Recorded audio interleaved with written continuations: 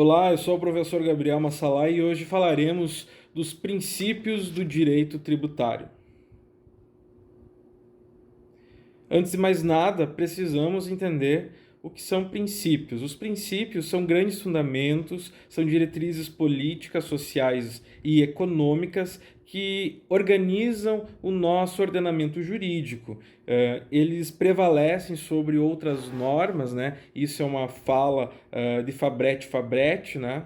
São autores que nós recomendamos a leitura e que trazem esse conceito como diretrizes, são organizações que norteiam a produção das normas que terão, então, eficácia e vigência dentro do direito tributário. Os princípios, eles são, então, elementos que trazem valores à nossa sociedade, mas que também trazem uma aplicabilidade aos casos concretos. Nós veremos aqui alguns princípios, não todos do direito tributário, veremos alguns que consideramos principais, separamos 13 princípios para isso, sabendo que muitos doutrinadores vão classificá-los diferente, vão classificá-los em mais, menos, né? Alguns vão entender que cada princípio que nós apresentamos aqui pode ser dividido em outros princípios e alguns vão entender que alguns podem ser agrupados em um único princípio. Não importa. O que importa é que existem essas normas e que elas possuem aplicabilidade direta no nosso estudo no direito tributário. Nós temos o princípio da capacidade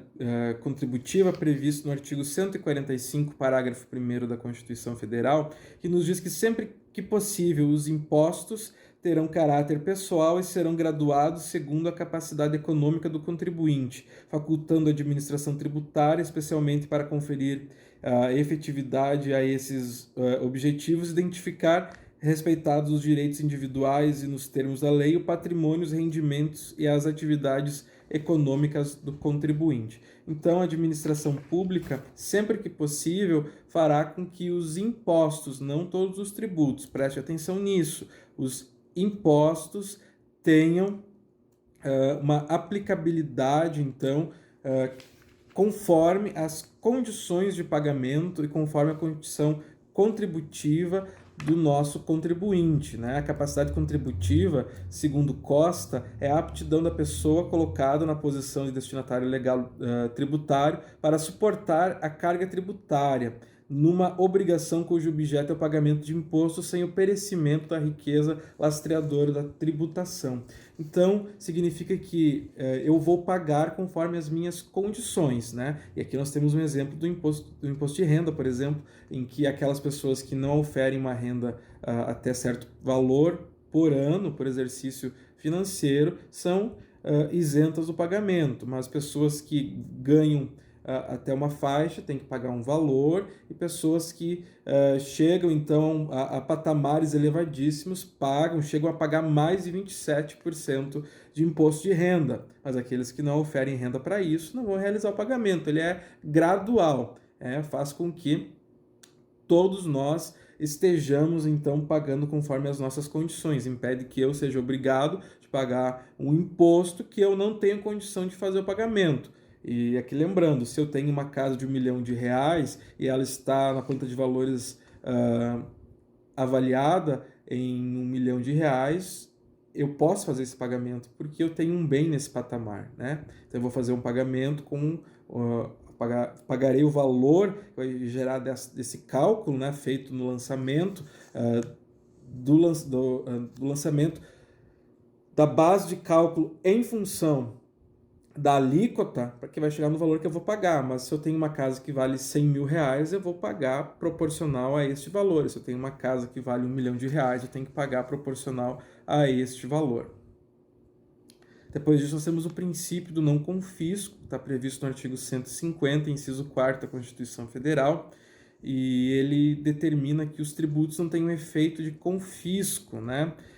Ou seja, os tributos eles não serão elevados ao patamar de fazer com que as pessoas paguem mais tributo do que de fato valem os bens ou aquilo que está sendo tributado. Nós não estamos falando aqui do confisco propriamente dito, porque em casos necessários haverá o confisco. Por exemplo, eu entro no país com mercadorias importadas sem dar o tratamento devido que a lei determina, eu necessariamente posso ter esses produtos confiscados, apreendidos, eu posso ter Também bens apreendidos, confiscados dentro de um processo de execução fiscal em função do não pagamento, mas isso não é proibido pela legislação. O que eu não posso ter, por exemplo, é um tributo que um IPTU, no caso, que tem a sua base de cálculo no valor venal e a sua alíquota em 25% do valor venal.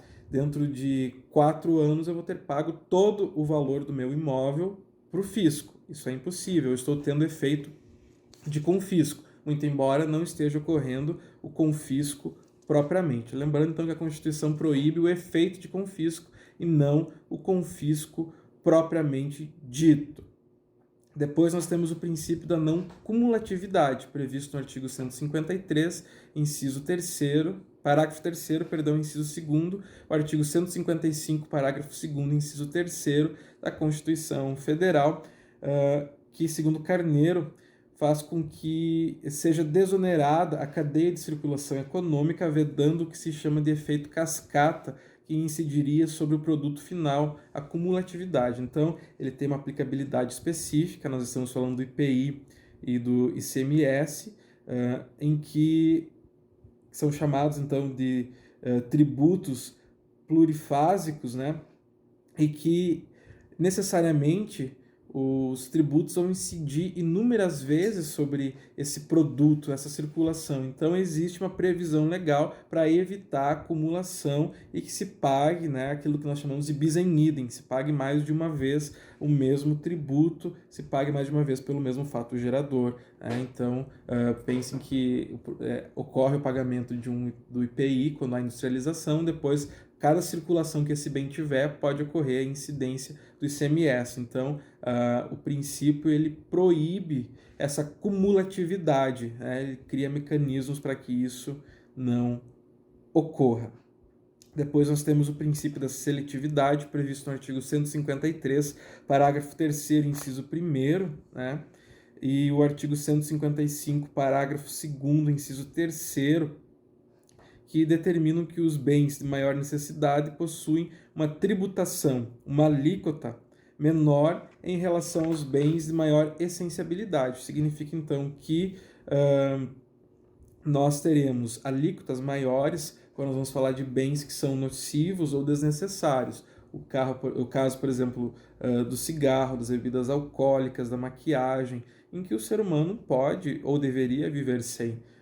Mas que nós temos, então, tributação menores para aqueles bens que não são supérfluos, aqueles elementos que são, então, de uma necessidade maior, como os remédios, né? Ou outros elementos que são essenciais para a vida humana. Nós temos também o princípio da não limitação do tráfico de pessoas ou bens, previsto no artigo 150, inciso 5º da Constituição Federal, e ele determina que é vedada a cobrança de tributo com a finalidade de estabelecer limitação ao tráfico de pessoas ou bens por meio de tributos interestaduais ou intermunicipais, ressalvada a cobrança de pedágio pela utilização de vias conservadas pelo poder público. Ou seja, não pode haver um tributo que vá impedir as pessoas de exercer o seu direito, a sua liberdade de ir e vir, né? Que é uma liberdade, um direito fundamental. As pessoas podem exercê-lo de forma adequada. Então, nós não temos nenhum imposto ou tributo que faça com que uma pessoa seja impedida de sair de algum local, seja impedida de entrar em algum local, ou que impeça algum bem de entrar ou sair, né? Que impeça a migração. Lembrando que o pedágio ele não é necessariamente um tributo, ele é sim uma tarifa ou um preço público, né? Então, por isso, pode haver a cobrança e sem o seu pagamento não haverá o trânsito por aquela via, muito embora o sujeito possa escolher outras vias para trafegar, né? Naquela via, não sem realizar o pagamento. Então, lembrando que o pedágio é possível porque não se trata de um tributo, mas sim necessariamente se trata de um preço ou uma tarifa pública regulada não pelo direito tributário, mas sim pelo direito administrativo e muitas vezes pelo direito civil também. Nós temos também o princípio da uniformidade geográfica previsto no artigo 151, inciso 1º da Constituição Federal, que proíbe a união, é um princípio de aplicabilidade para a União, de instituir tributo que não seja uniforme em todo o território nacional ou que implique distinção ou preferência em relação a Estado ou Distrito Federal ou município em detrimento de outro, admitida a concessão de incentivos fiscais destinados a promover o equilíbrio do desenvolvimento socioeconômico entre diferentes regiões do país. Então aqui nós estamos falando que esse princípio ele impede que a União estabeleça regiões em que um tributo seja maior ou menor. Pensem que nós estamos no Rio Grande do Sul e que aqui o imposto de renda é maior do que em São Paulo. Isso não pode acontecer. Em todo o território nacional, os tributos da União terão a mesma aplicabilidade, diferente dos tributos que são de estados ou de municípios ou do Distrito Federal, que em cada caso eles terão, então, uma aplicabilidade e uma organização própria, né? A legislação local ou regional vai estabelecer como esses tributos serão organizados e o que ele será pago, de que forma ele será pago. Existem regiões, então, que geograficamente eles precisam de um incentivo para seu desenvolvimento ou para o processamento e exportação de alguns trabalhos realizados lá, de alguns produtos que são criados e vendidos. Nós temos o exemplo da Zona Franca de Manaus, em que ocorre, então, uma diferenciação em função do desenvolvimento, para que aquele local tenha um desenvolvimento maior em função do seu histórico e em função, então, da localização geográfica que possui e tudo mais. Isso não é uma diferenciação que prejudique alguém, simplesmente permite um maior desenvolvimento local e é por isso que a própria Constituição autoriza a sua existência. Depois nós temos o princípio da não discriminação em razão da procedência ou destino de bens ou serviços, né?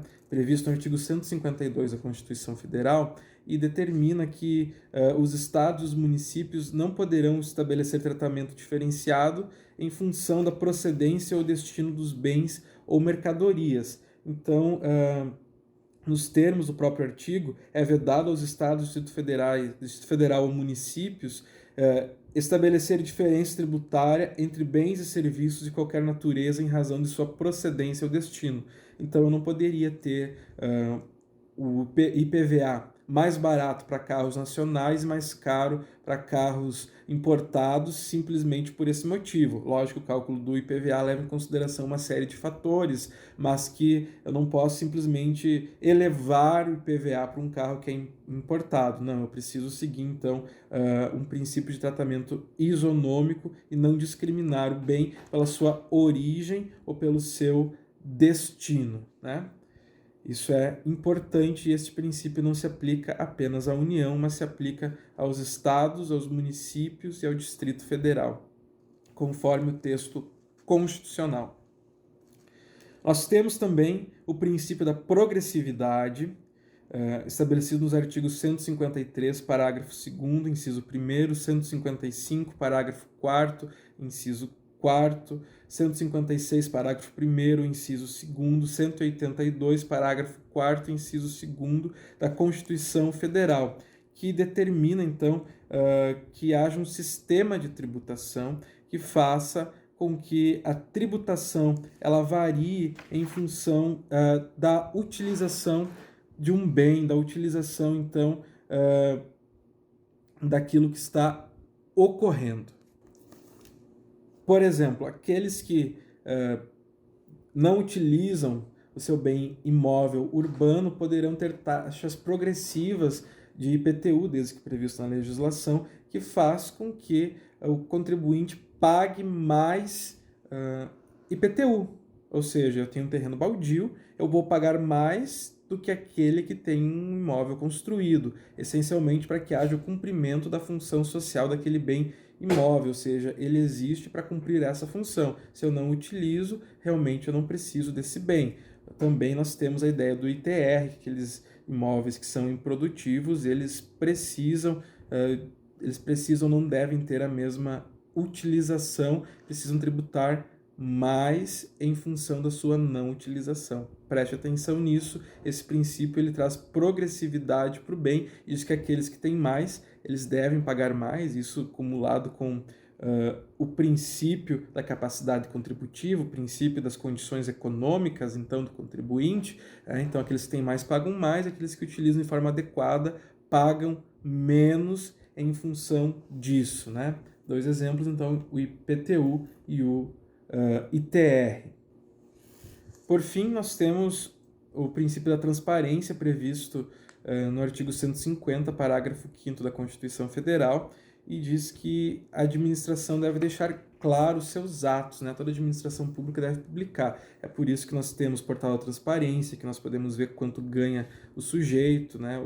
Aqueles que atuam na administração pública, o que é pago, pelo que é pago, as diárias, tudo mais, né? E dentro do direito tributário ocorre da mesma forma. Ele tem uma dupla aplicabilidade, é um poder-dever, né? Então a administração pública tem a obrigação de publicar todos os seus atos, né? Tudo aquilo que está ocorrendo, ele precisa deixar tudo isso claro, tanto quanto a obrigação tributária, quanto a constituição do crédito tributário, como ele vai ser exigido, o fato gerador, tudo isso tem que estar previsto e à disposição do contribuinte, e o contribuinte precisa saber o que paga, e como ele vai organizar, então, para se relacionar com o fisco. Ele precisa saber como ele precisa se relacionar com o fisco também.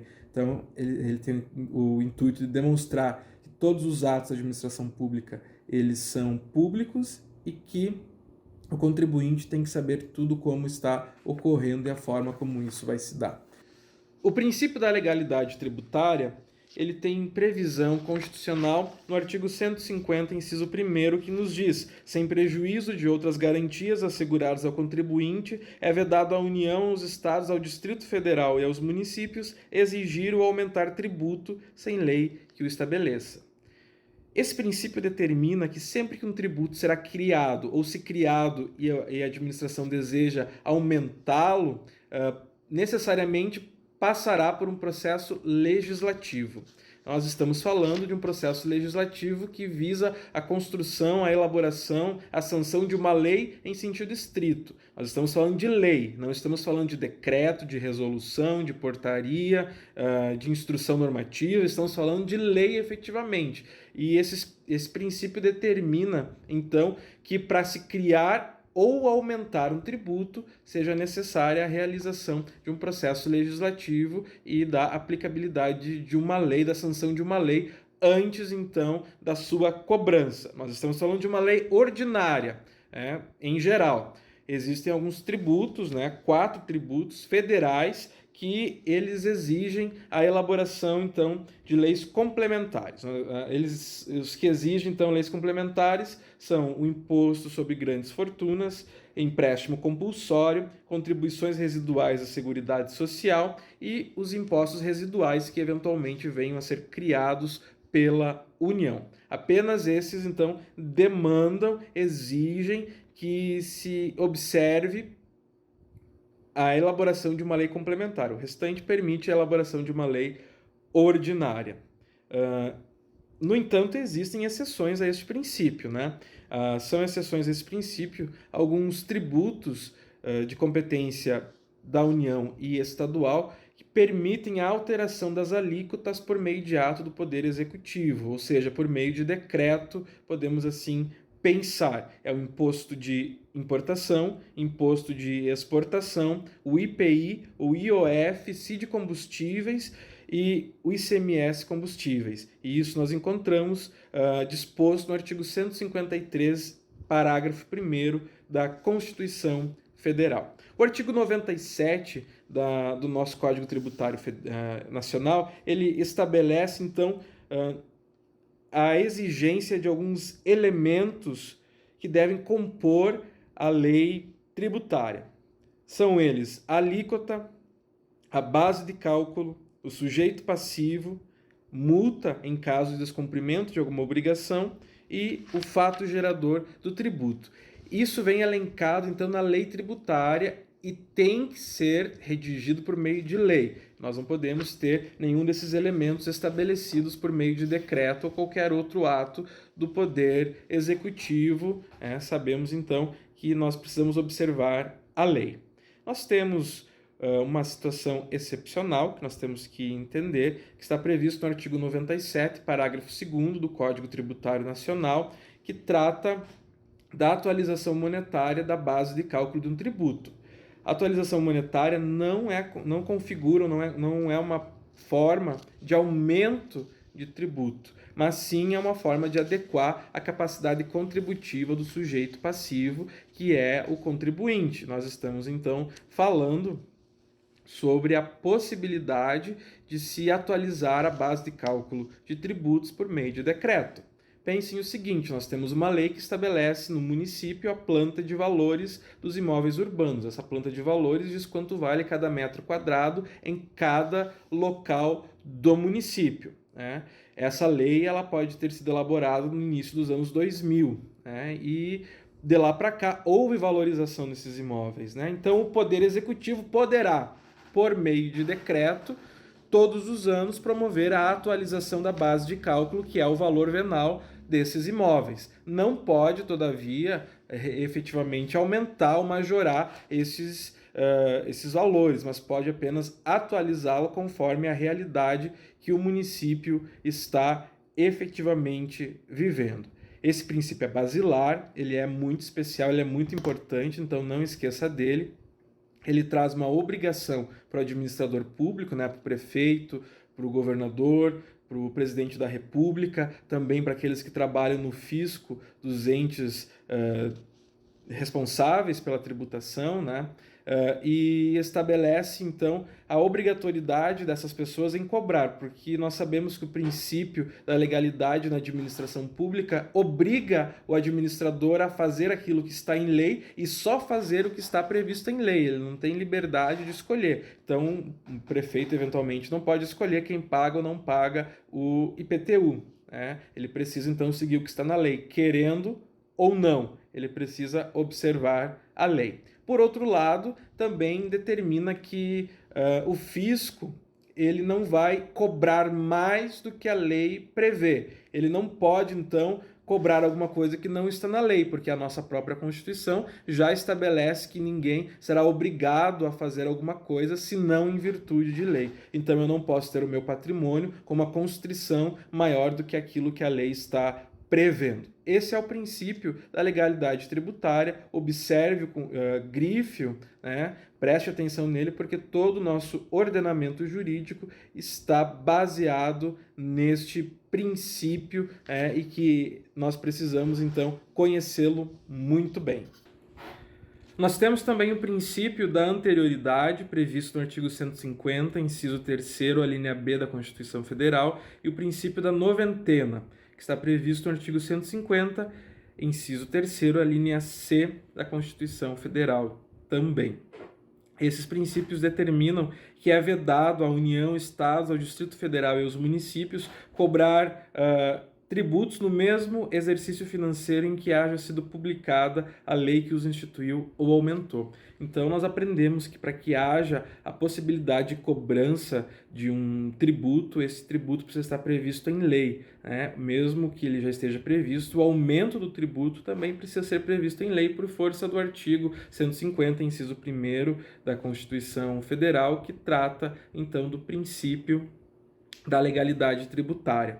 Aqui nós estamos falando que essa lei tem que ser anterior, então, à ocorrência do fato gerador para que se constitua um fato gerador necessariamente, Senão nós não estamos falando disso. Então, nós vamos vamos criar um tributo por lei em 2019 para que haja a aplicação desse dispositivo legal, haja então a cobrança para os fatos que ocorram a partir de 2020. Em 2021, nós podemos cobrar aquilo que já estava previsto na lei em 2020.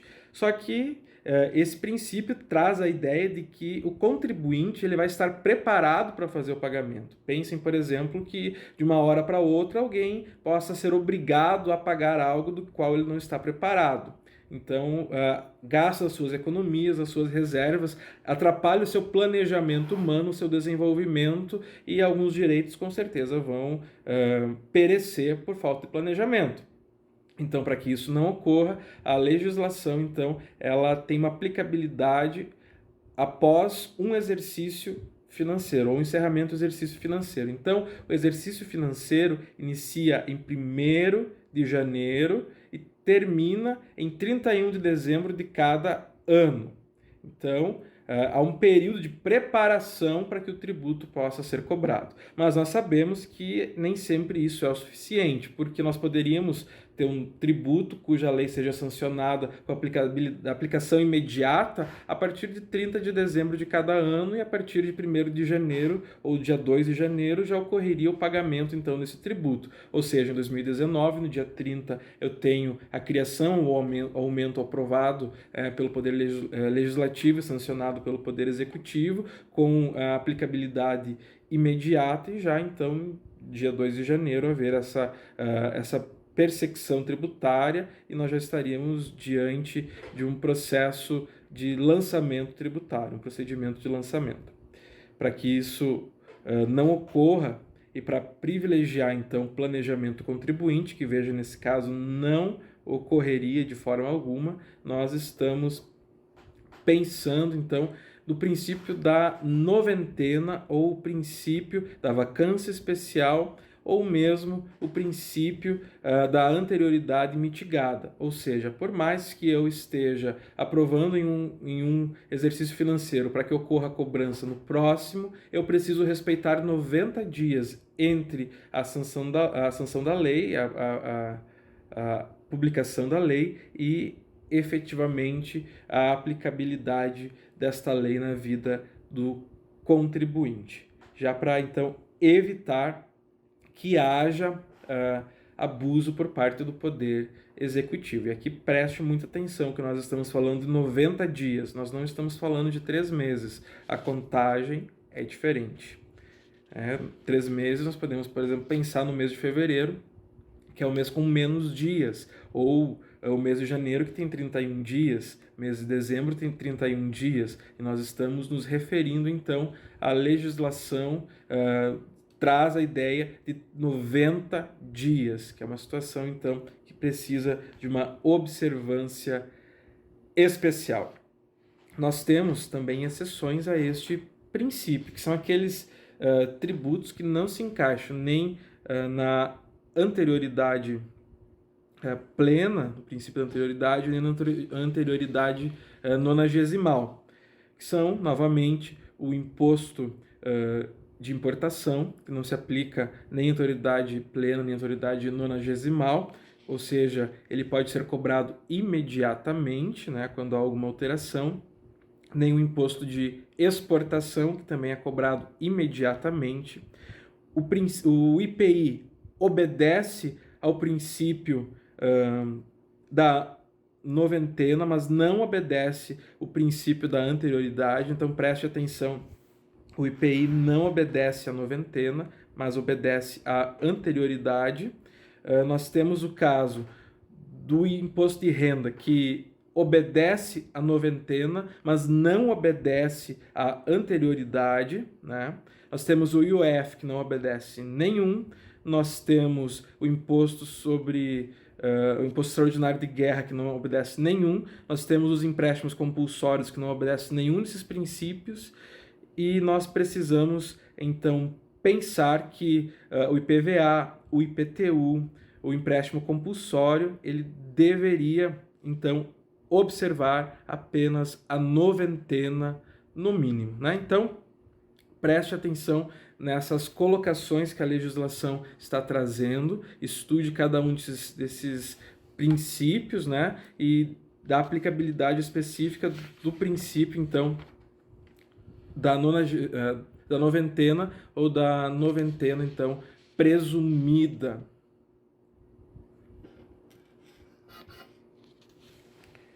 Depois nós temos o princípio da irretroatividade, que está previsto também no artigo 150 da nossa Constituição, no inciso 3º, a linha A. Ele determina que é vedado é vedado.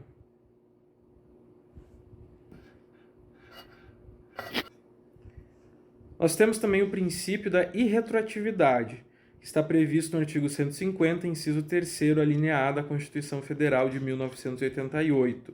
E ele determina que é vedado, então, aos estados, à União, ao Distrito Federal, aos municípios, cobrar tributos em relação a fatos geradores ocorridos antes do início da vigência da lei que os houver instituído ou aumentado. Então pensem que o fato gerador é uma situação hipotética que configura então a ocorrência de um tributo quando esse fato ele se torna concreto. Pensem então que a lei determina que o fato gerador do IPTU é ter a propriedade de um bem imóvel dentro da área urbana.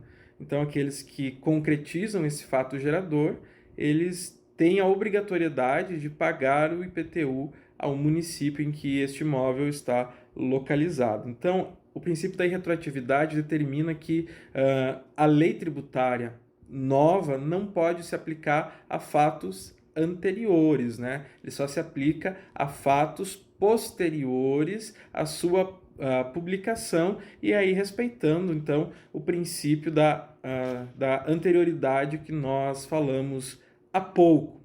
Nós temos aqui, muito importante, o artigo 106 do CTN, que traz então algumas regras ou algumas exceções para a aplicabilidade de lei nova a fatos pretéritos. O inciso 1º diz assim, o caput 1º diz assim: a lei aplica-se a ato ou fato pretérito. O inciso 1º diz assim: em qualquer caso, quando seja expressamente interpretativa, excluída a aplicação de penalidade à infração dos dispositivos interpretados. Então, veja só, quando surgir uma legislação posterior apenas com o intuito de explicar uma legislação que já existe, né? Que podemos citar como exemplo aquelas legislações que determinam as situações ou explicam quando alguma situação permite a cobrança ou a vigência de uma lei. É uma lei que explica outra lei. Nesse caso, ela não tem um conteúdo próprio, ela simplesmente está aclarando aquela legislação que já existia. Isso trata, então, o inciso 1º. O inciso 2º diz que tratando-se de ato não definitivamente julgado. Então, aqui nós estamos falando da ocorrência de um processo administrativo, tributário, e que não houve uma conclusão ainda. E nós não estamos falando aqui, nesse inciso, da possibilidade de não pagar um tributo. Nós estamos falando, sim, da possibilidade, então, de retirar alguns encargos, né, que surgem por não cumprirmos a legislação tributária. Então, veja só, alguém não paga o tributo e surge, então, uma multa pelo atraso do pagamento, uma multa moratória. Nós estamos, então, falando que na linha A, que essa multa ela pode deixar de ser paga quando a legislação nova deixar de tratar essa situação como um ato infracionário, ou seja, esse não pagamento deixa de ser, então, uma infração, e essa lei nova, ela encontra um caso em que não haja um julgamento ainda, ele está aguardando o julgamento. Nós sabemos que o processo legislativo, ele é moroso, né? E muitas pessoas não podem aguardar até uma legislação tramitar, né? Leva às vezes anos para chegar ao seu final e as pessoas precisam de uma resposta imediata. Então, o poder público precisa tomar algumas decisões para responder às demandas populacionais. Se o ato não foi julgado de forma definitiva e surge uma lei que faz com que essa infração deixe de existir, automaticamente nós estaremos então falando de uma exceção ao princípio da retroatividade, porque a lei nova será aplicada, então, a caso pretérito. A linha B diz: quando deixe de tratá-lo como contrário a qualquer exigência de ação ou omissão, desde que não tenha sido fraudulento e não tenha implicado em falta de pagamento de tributo. Veja que a legislação ela é muito forte quanto ao pagamento, porque a ideia é que não haja sonegação fiscal, a ideia é que haja sim um pagamento legal dos tributos conforme a previsão determinar. Então, quando a legislação nova deixar de tratar ato que está para ser julgado, que não teve um julgamento definitivo ainda, deixar de tratá-lo como contrário a qualquer exigência, ação ou omissão, desde que não fraudulento, né? Então, evitando os crimes de lesa patrimônio, lesa pátria, né? Para que tenhamos, então, uma aplicabilidade justa da legislação tributária. E também quando cominem penalidade menos severa que é prevista na lei vigente ao tempo de sua prática. Então, hoje nós temos uma situação em que se gera uma penalidade para o contribuinte, esse contribuinte ele recorre, apresenta a defesa e depois apresenta então um recurso ao poder público e nesse meio de tempo surge uma legislação que faz com que este ato seja considerado ou tenha uma consequência menos severa do que a do dia em que ocorreu aquela infração. Por esse motivo, por não ser ainda julgado, é possível aplicar a pena menos severa. Nós estamos falando, então, nessas alíneas do inciso segundo, nós estamos efetivamente falando da retroatividade benigna, ou seja, sempre que a legislação nova for mais benigna ao nosso contribuinte, nós vamos aplicar a legislação nova. Sempre que ela for mais prejudicial, nós estaremos então aplicando a legislação antiga. Este é então o princípio da irretroatividade no direito tributário.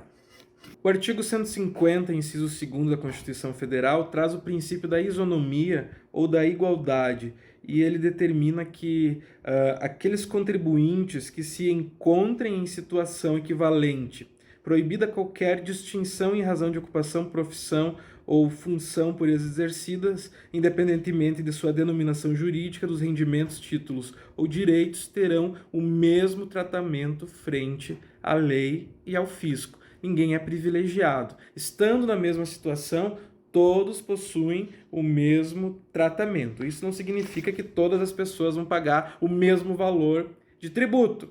Pensem, por exemplo, uma pessoa que ganha R$1 milhão por mês, uma pessoa que ganha R$1.000 por mês. Se todas elas fossem obrigadas a pagar o mesmo valor de tributo. Pensemos que esse tributo ele fosse calculado e trouxesse o valor de R$100 para cada um. Para aquela pessoa que ganha R$1.000 por mês, nós estamos nos referindo, então, a 1/10 da sua renda.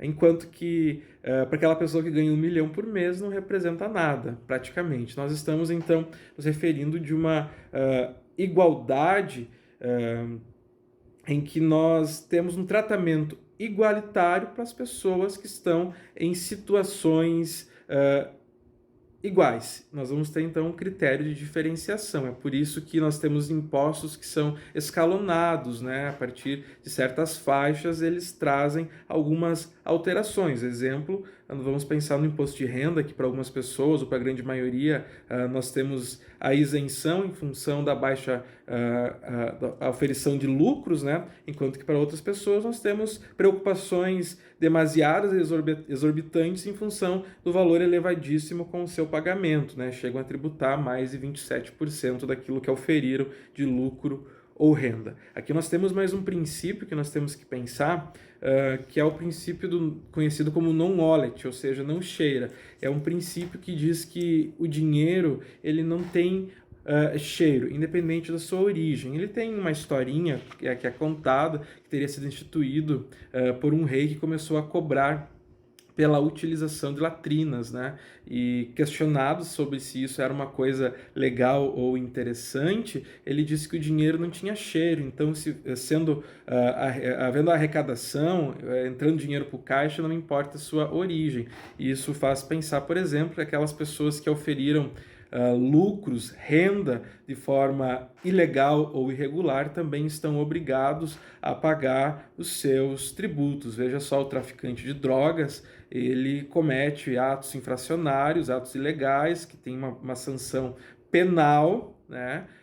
Ou seja, que não deve ocorrer, mas se ele incidir nessa prática, se ocorrer isso, e ele tiver renda com isso, necessariamente ele terá que tributar. Ele não pode se omitir a tributação simplesmente dizendo que o seu ganho é irregular. Não é possível dizer isso em função do princípio do non-olet, né? Então é um princípio muito interessante. O professor Novaes, ele nos diz no seu manual que esse princípio aponta que os contribuintes em situações equivalentes precisam ter o mesmo tratamento tributário, não sendo cabível nenhuma forma de discriminação.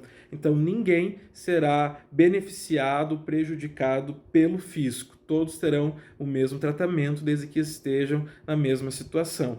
Que nós vamos dizer, todo proprietário de bem imóvel urbano vai pagar o IPTU. Ninguém vai ser beneficiado e ninguém vai ser prejudicado por isso. Eles terão o mesmo tratamento junto ao fisco, a aplicação da lei da mesma forma. Obviamente, não vão pagar o mesmo valor de imposto, porque isso leva em consideração o valor venal do imóvel, a avaliação que é realizada. Então, eles precisam pagar, tem a obrigatoriedade de pagar, tem o mesmo tratamento, ou seja, nenhum deles pode ser esquecido dessa obrigação, mas eles vão pagar conforme, então, aquilo que está determinado na legislação a partir da base de cálculo, ou seja, vai haver uma individualização nesse sentido.